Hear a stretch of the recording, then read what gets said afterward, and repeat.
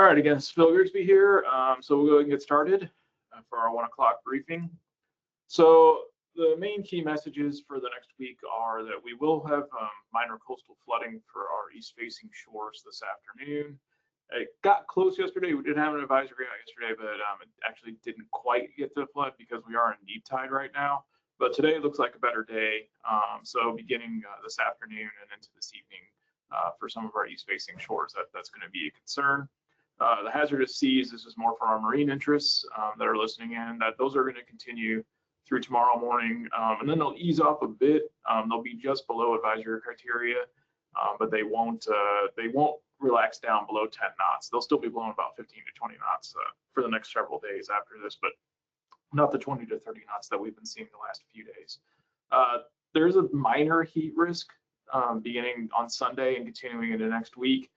And so that's, going to be a concern because there's going to be some early season heat that, we're going to see here, highs getting into the upper 80s, which is a little warm for this time of year. So people are not, necessarily used to that.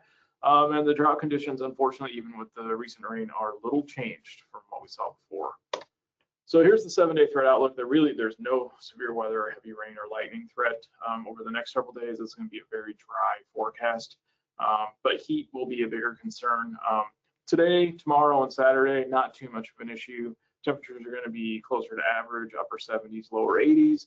But as we move into Sunday through Wednesday of next week, we're going to see those temperatures begin to rise. They'll be in the mid 80s on Sunday, but by the time we get to Monday, Tuesday, and Wednesday, we're going to see upper 80s across a lot of the region, especially more inland areas. Closer to the coast, we'll see the highs more in the low to mid 80s, but still very warm, and so we may have some heat indices that try to get into the low 90s. So this is kind of early season heat, and it's really going to impact those the most sensitive populations, those that have ongoing respiratory conditions and things like that. But just something to think of for maybe a slight increase in calls and a slight increase in demand with maybe the hospitals, but nothing that's going to be major, nothing that's going to be a significant impact for the area. Looking at the coastal flooding, so this is the outlook for today.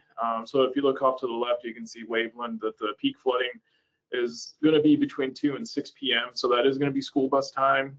It could be up to a foot above ground level in terms of the flooding. So those really prone areas in the Bay Waveland area, Shoreline Park, some of the Ansley neighborhood, some of those areas are going to be the ones that are concerned.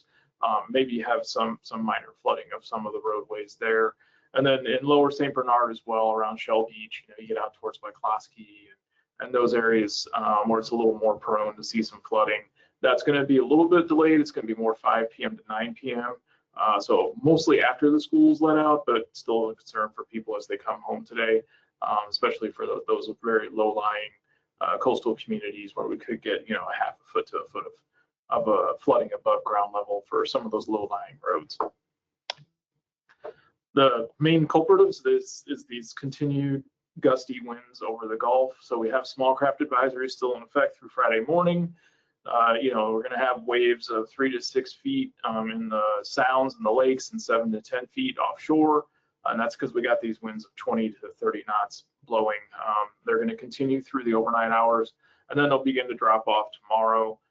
But like I said before, it's going to be still 15 to 20 knots, so it's still going to be a little bit rough out there, but not enough to cause significant issues. It's really those inexperienced mariners, those ones that are operating those smaller boats, like flat bottom boats and things like that would have the biggest issues with these conditions.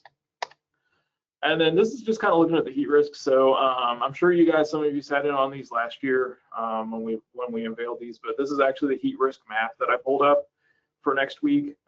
You can pull these up through the weather prediction site. And you can see how things become a little more widespread as we move through the period. So Sunday, it's going to be a little more spotty in terms of areas of minor heat risk, around Baton Rouge, Houma, New Orleans. I know we do have, some outdoor events going on in the region, so that might be a concern for, again, those really the most sensitive groups, those that are extremely sensitive to heat and don't have adequate access to any cooling or hydration. But as we move into Monday, it becomes a little bit more widespread. Pretty much all of Metro New Orleans, all of Baton Rouge, and even moving more into the Mississippi coast we'll start to see some of these minor heat risk impacts. And then by Tuesday and Wednesday, it's pretty much widespread across the entire region. So again, just the most sensitive, those that have those chronic respiratory issues, those that have those those cardiovascular issues, things like that are just a little more sensitive to the heat. So it's something to keep an eye out on. You can pass it on to your health departments and stuff like that. And looking at the longer range forecast, this is looking out into next weekend. I know we have more big events going on.